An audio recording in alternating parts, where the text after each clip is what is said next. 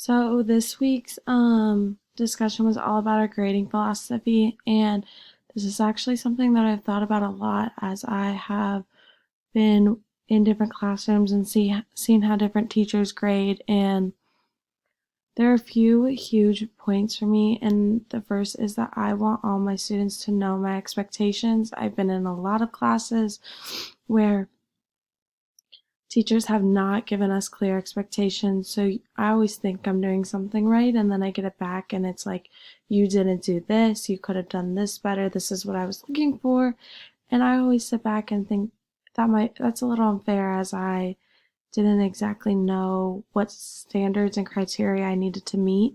So I definitely want to make sure that I am providing all my students with very clear, well thought out expectations. Along with that, being in an ELL tip this semester, I noticed that grading students with different abilities, whether that be English, whether that be their ability to um, read and write the same as your higher ability students, etc., is not the best way to grade these kids. So I want to make sure that I'm really taking my time to differentiate my assignments so that my students who may be lower or may struggle with English or may have different abilities that prohibit them from excelling in a certain area are given information and worksheets and whatever else projects that are best for their needs to make sure that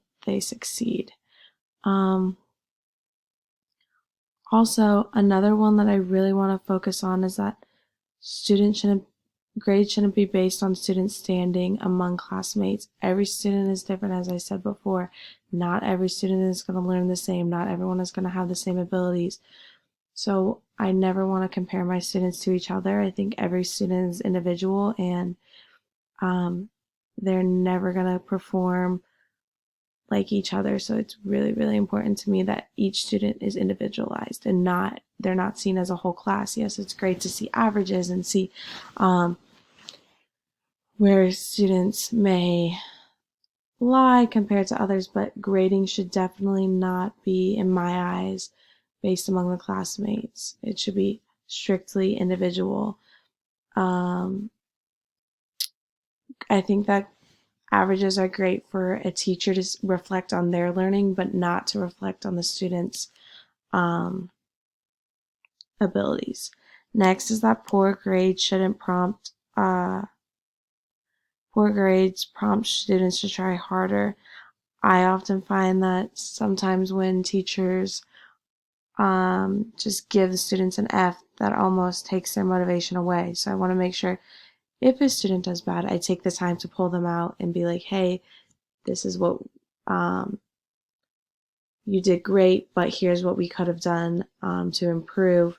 But I liked how you did this. So making sure that I give that positive recognition, but also let them know what they could have done better and end it on a more positive note so that they know, like, hey, I did this, I may have done this wrong, but I did all of this. That was so great. And then also, I want to make sure that I am not giving them consequences or success for